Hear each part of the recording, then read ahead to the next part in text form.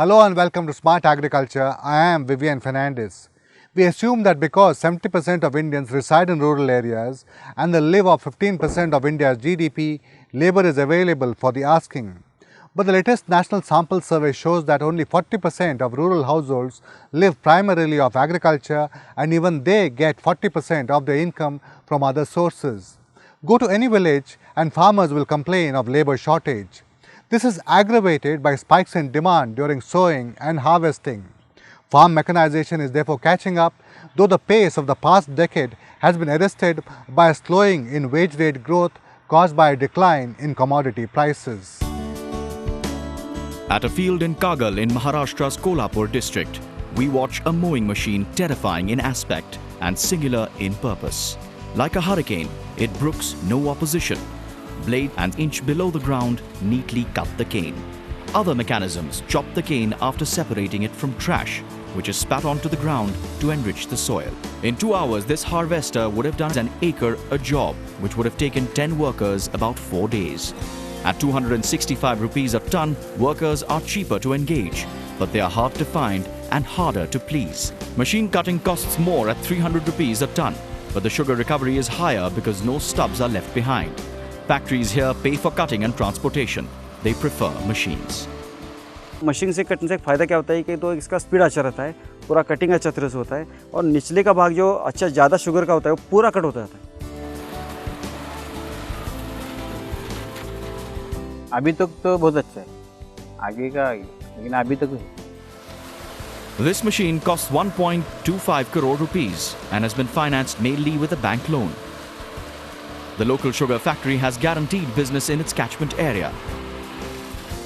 It has awarded the cane harvesting contract on the basis of the lowest quote. The machine owner expects to recover the investment in about 12 years because this is smallholder country, where small field sizes prevent machine operation.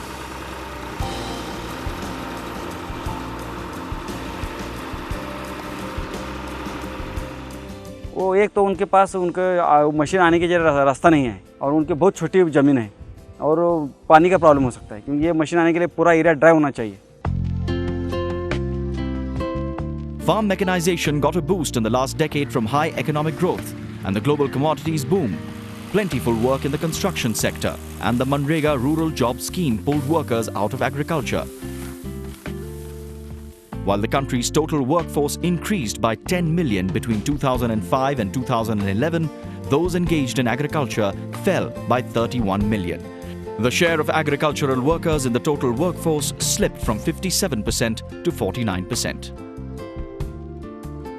In the latest national sample survey, agricultural households cited labor as a significant component of monthly crop production costs, accounting for 21% of the total, next only to fertilizer. Tractor sales also got a boost. Annual sales doubled from nearly 250,000 to over 5 lakh and touched a peak of nearly 6.5 lakh in 2013-14. They have declined off late with the economy flagging and commodity prices softening. But while the pace of mechanization has slowed down, it will not reverse. We are debating and discussing whether this global price collapse in agri prices, is it going to last for a long time or will it see the turning after 6 months, 1 year? But as per the data that we have, the stocks and the production structures globally, it seems we'll have to wait for at least 1 year before a turning around can come. That means during this period, the mechanization will slow down, and that's the time when the role of the state comes in. Mechanization meant tractors. Punjab leads in this respect. According to an expert, it has one for every 10 hectares. Much of the time, these are idle, working just 350 hours a year when they should be doing 1,000 hours to justify the investment. What we require is useful mechanization. Cotton picking is waiting for affordable machines, and so is sugarcane harvesting. Agriculture in Punjab on the current scale is impossible without machines, even if workers were available and farmers were willing to pay more. In Punjab, wheat is grown on 84% of the total cultivated area of 4.2 million hectares. Paddy covers 68% of the cultivated land. It has to be harvested during a 3-week window, failing which the subsequent wheat crop will miss the period in March and April, when the temperature is ideal for the grains to bulk up before the heat sets in.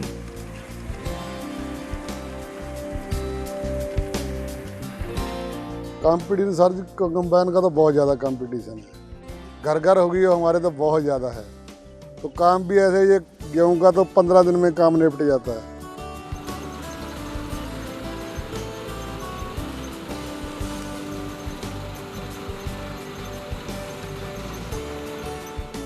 क्योंकि इससे time बहुत बचता है, क्योंकि अगर हम बस से हाथ से कटाई कराएंगे उसमें टाइम बहुत लगता है, और 1-2 टिक्कर तक तो ठीक होता है।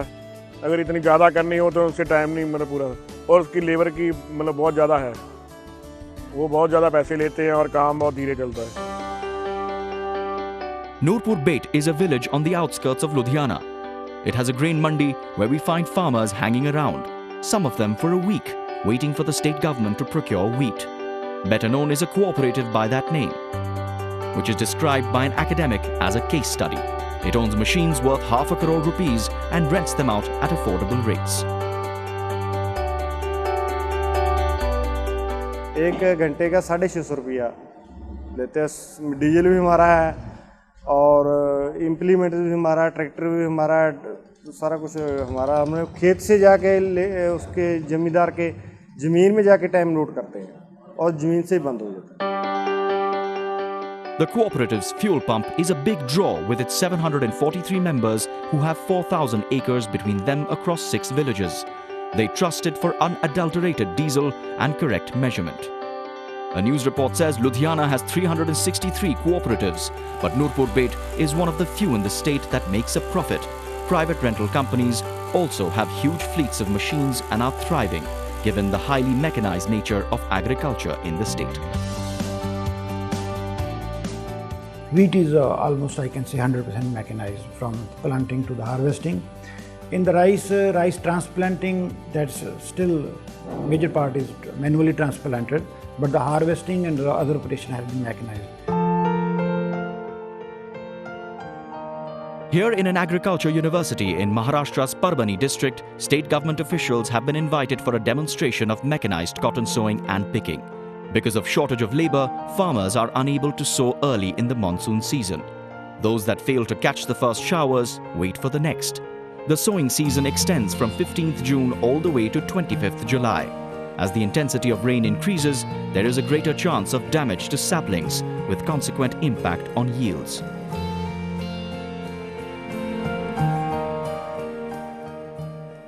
Cotton picking is also awaiting machines because getting labor is a production in itself, especially for later pickings. When there is not enough lint to pick, unlike early on when workers charged by the kilogram and can make upwards of 350 rupees a day. In Punjab, it costs about 6,000 rupees to pick an acre of cotton. For mechanical picking, both the rows and the plants have to be reconfigured. The rows should be designed for machine movement. The plants are densely planted to compensate for fewer pickings. They must be of uniform height, flower at the same time, and not be bushy.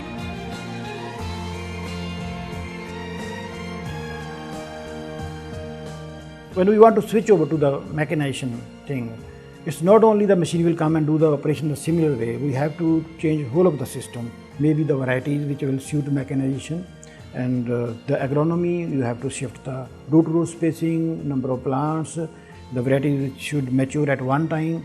So the whole of the system has to be tuned up with the mechanization.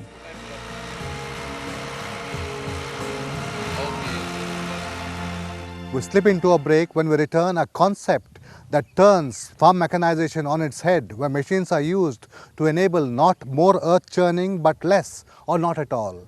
You're watching Smart Agriculture.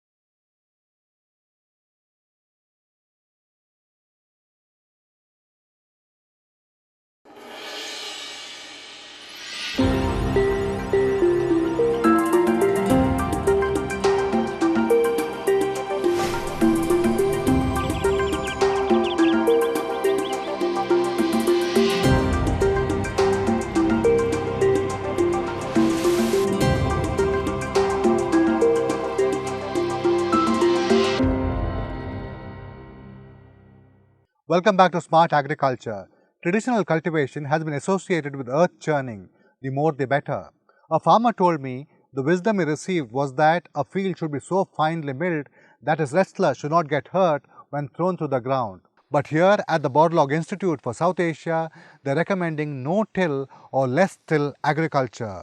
It's the equivalent of minimally invasive surgery. At the Borlaug Institute for South Asia or BISA's 500-acre campus in Ludhiana, agricultural machinery is arranged like in a military garrison. Pride of place belongs to the laser leveler, which can create flat surfaces with as little as half an inch variation so water can spread quickly without stagnating. Sharing rank is the combine harvester, with a device at the back to spread straw in the field, and the direct seeder, which can place rice, wheat, moong or any seed at required depths and intervals rank high. The tractor has been knocked off its perch because under conservation agriculture, which BISA recommends for India, land cannot be tilled. Tilling leads to loss of moisture. It also destroys capillaries formed by roots which keep the soil soft. The tractor is just a vehicle for movement and a device for supply of motive power to attachments. The rotavator, which can mill the earth to powder, is an outcast.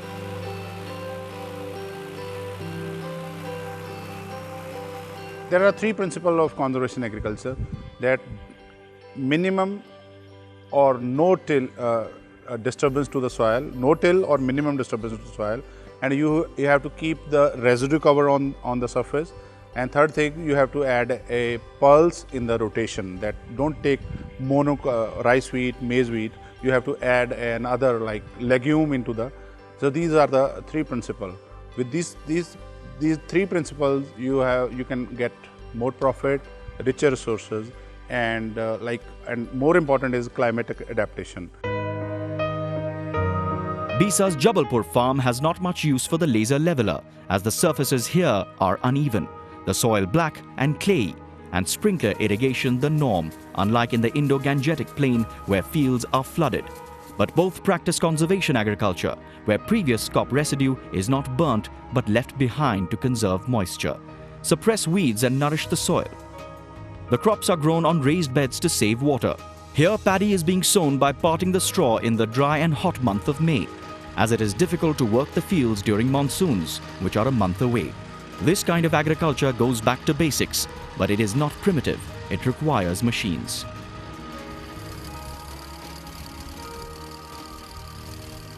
Farmers are still doing conservation even with the traditional drills, planters that they have, but those planters disturb the soil more.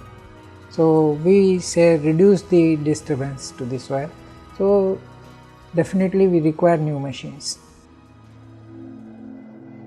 The Directorate of Weed Research at Jabalpur has made conservation agriculture its flagship program for the past 3 years.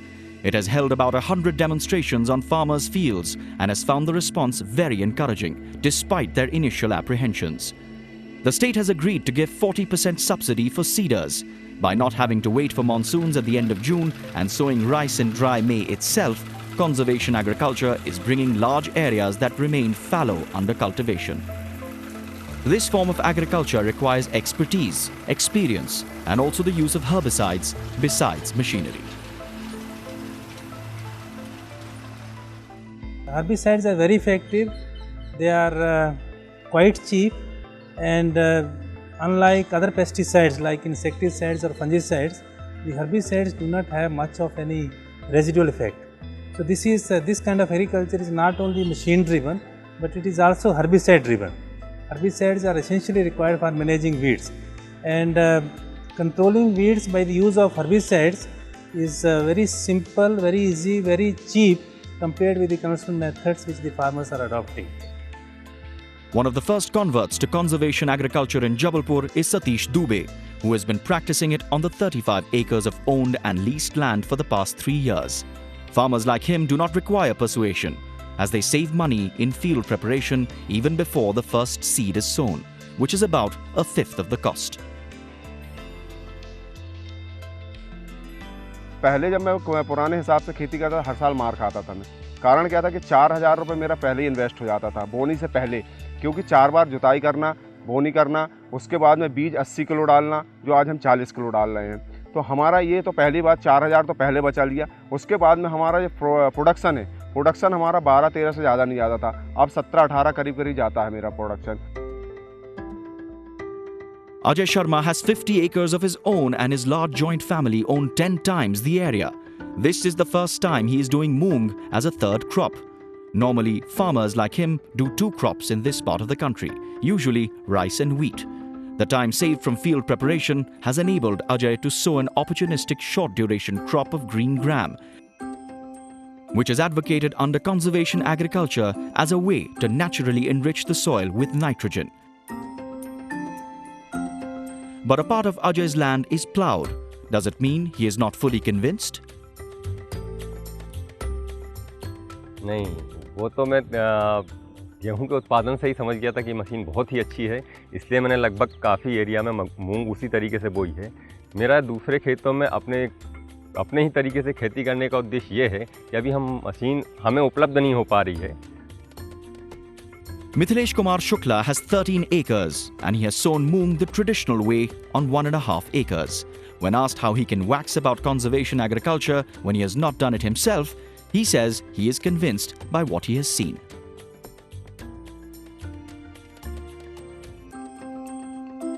देखने से तो जो अभी अनुभव हो रहा है sir, तो उससे तो बहुत ये लगता है कि अच्छी खेती है, अच्छी व्यवस्था है। और चूँकि सीमित व्यवस्था है, गांव के लोग हैं, हम लोग एक दूसरे से मिलते रहते हैं और जो भी काम होते हैं यहाँ से एक दूसरे की देख रेख में होते हैं। तो जब इनने बोनी की थी सर, तब भी वहाँ मैं था, जब कटाई की तब भी वहाँ था और टोटल फसल में साथ में था। अब वो चाहे खेती अपनी हो, चाहे भैया की हो, चाहे किसी की हो, उत्पादन तो आखिर उससे जो मिल रहा फ़ायदा, तो वो आज उनको मिला है, कल हम करेंगे तो हमको भी सर उसका फ़ायदा मिलेगा। तो ये एक बहुत अच्छी व्यवस्था है, क्योंकि अभी तक हम लोग केवल 2 खेती करते थे सर, केवल गेहूं और धान।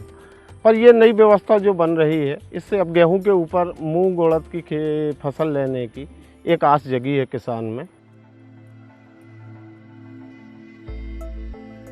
In Punjab, we see moong growing in a standing field of wheat. It will be harvested just before the monsoons set in, and rice is to be sown. Wheat and cotton, or moong after wheat followed by rice, is the kind of sustainable intensification conservation agriculture makes possible with some of the new machines and practices. And this is not a fad. Punjab's economic survey says in 2001, just 750 hectares was under zero-till agriculture in the state. 10 years later, it has spread to 7.49 lakh hectares, or 18% of Punjab's cultivated land. It is still a long way from Brazil, where it is practiced on 32 million hectares, in Argentina on 29 million hectares, in the United States on 27 million hectares, and in Australia on 18 million hectares. Conservation agriculture, together with other crop technologies, could take us to the next green revolution. If we sincerely fine-tune our policies towards its promotion, then we can feed another India. That is my firm belief. But if we continue with the same old rut, without addressing the fatigues and soil health problems, there is no way we can even sustain. Indian farmers do not need much convincing, but the cost of laser levelers, direct seeders and high horsepower tractors deters them. The government must step in with easy loans to spread the use of these machines and make the Punjabi saying, Dab ke wa or raj ke kha, plough hard and eat well, lapse into nostalgia. That is all we have in this episode of Smart Agriculture. We'll be back with more. Till then, take care and goodbye.